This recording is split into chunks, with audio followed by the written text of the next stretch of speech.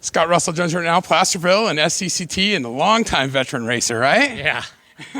How long have you been in the racing game? Well, your whole life, right? Nah, I mean, we grew up in Placerville, Cammie and I did. That was our home track that we went to when we were kids. Her uncle, raced out there back in the day, and her grandpa was a blade operator for pageants for a long time. My dad had a hard top out there many, many years ago, but I was kind of a late bloomer into the racing thing. I started late. I did run outlaw carts for 4 years, and then I jumped into sprint cars, and then I had a sprint car team I had it for like 16 years. So when we took over Placerville, I sold my whole racing operation. So, but yeah, I mean, we like I said, that's our hometown. We're born and raised there. Yeah. We have great connections to the community. Know a lot of leaders in our community, county supervisors and stuff like that. So when you're running something like that, it helps to be, have a connection with leaders in your area. And what a cool facility you have. I mean, you have one of the coolest facilities that there is. It's unique. I mean, with it being cut into the hill and being a little high bank, quarter mile dirt track, the red clay. We have, when things are right, we have some pretty good, dry slick to a curb with slide jobs and all that stuff. I mean, that's what we hoped for the Hangtown 100, this year. We got one day in, like I told you. I think we stole that show. It was you had to. I mean, I give you so much credit for getting that race in. I know you probably were wore out after that day.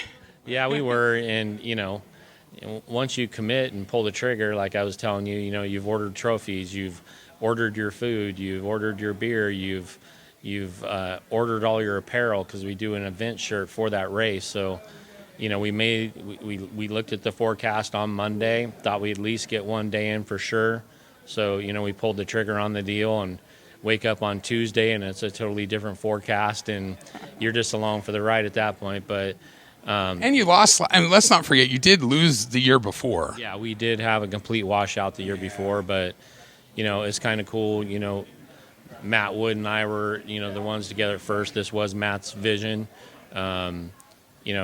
Matt's retired and not around the racetrack as much. I mean, he still is involved with Shane and what they're doing and all that. But, getting Kyle involved and, that area, Kyle is still connected to. Like I said, Placerville is where he got his very first, sprint car win and a wing car and all that stuff. So he has connections to there too. That's, where a lot of us grew up racing, and even a lot of the talent that comes out of California and goes on to the national scene, like Macedo's and Buddy Kofoid and all those people, they ran, Placerville stuff. And so it's, we got a lot of good talent in California. You definitely do.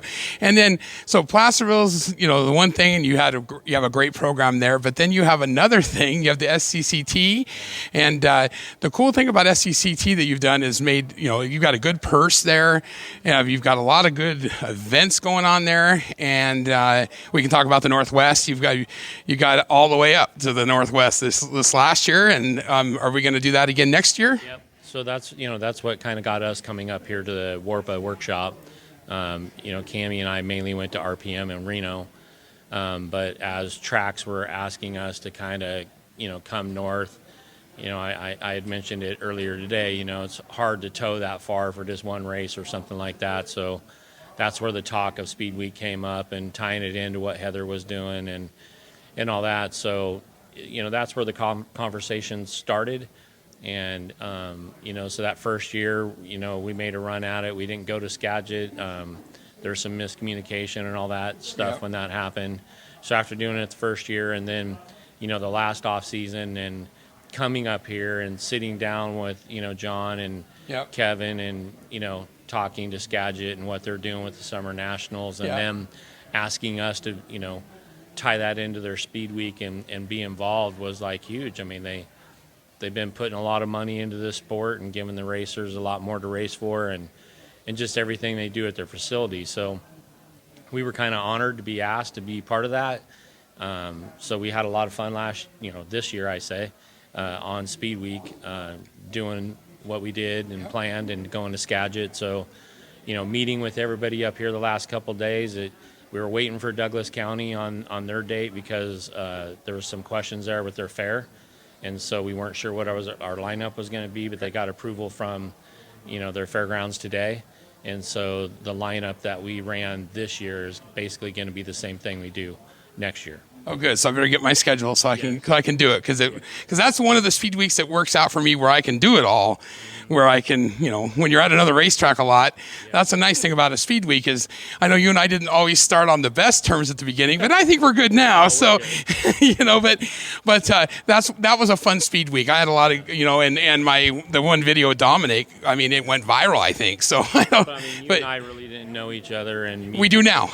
But I mean, coming up here and learning who everybody is Yep. and who's involved with what, Yep. it is a learning process because. Yep. I mean, when I had my car, I ran the Speed Week up here when Brownfield had it. So I ran it myself, but we didn't go to Skagit then either. Right, It's right. But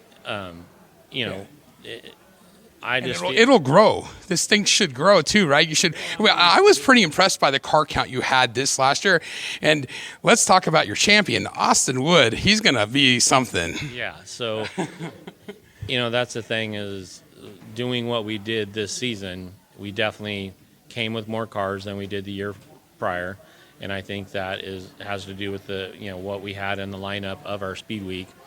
But I even announced earlier, we looked it up, we had 145 different drivers in the SCCT for 2025. Wow, and you pay it's like a base minimum, right, on your payout, and then you have a point fund at the end, right? Yeah, so our series is a 16 race series. We have a $60,000 champ fund for that series. It's $10,000 to win it. It's just 10, 9, 8, 7, 6 on down. And so it's got a healthy. And then each race has like a minimum, like a payout, right? Yeah, like so you have to pay. Every race with the Kyle Larson bonus money takes it to $3,000 to win, $400 to start. Got it. So, they are racing for, a lot more than what you could say they race for at a weekly program like at my track for like just a weekly points race. Yeah. It's almost cut in half. But just all in all, I feel with Cammie and I and our staff, at Placerville Speedway and the people that help with the SCCT, the sponsors, everything we do, I feel like we've learned something every year and have grown. And we just got done with our 10th year of promoting altogether. Wow. And you're still learning stuff every year. Yeah. And it's definitely interesting coming up here and like even coming to this show and listening to them talking there and talk about all the history up here. I mean, it's educating me on a lot of stuff up here and the amount of history up here, with these tracks and all the people that raced up here. It's not something I knew that much about because we were so based in California. Yeah, and I learn every time I come to anything, so it's pretty cool. Anything else new for for Placerville or SCCT we should talk about, or is there anything different? Or you kind of get into the program there where you got the same kind of stuff. Is there anything else, anything new that people would be interested in, or is it kind of the same kind of deal? Yeah, I mean, we're not really doing it. I mean, the one new thing we did this year at Placerville at the end of the year when everybody else is having their their bigger shows like Trophy Cup and all that stuff, it's hard for us to run like an oval race and compete against something like that because all the fans are down there and converging on these tracks with their end of the year shows. So we want to do something different. So this year, for the first time, I do the monster truck deal with Bill Payne. Yep. We haul the dirt down in the infield, and I was trying to figure out how I could get more uses out of that dirt. So we stockpiled more dirt and hauled it down there, and we did our first motocross race. Oh. And it sold the place out. It was like it was bigger than arena cross, as far as the size of the track, but comparable to Supercross. It was kind of landed in between. Oh, cool. And I had some great people involved with that and helping me too. Yep. And so I think, we'll probably do one or two of those again in 2026, at the end of the year.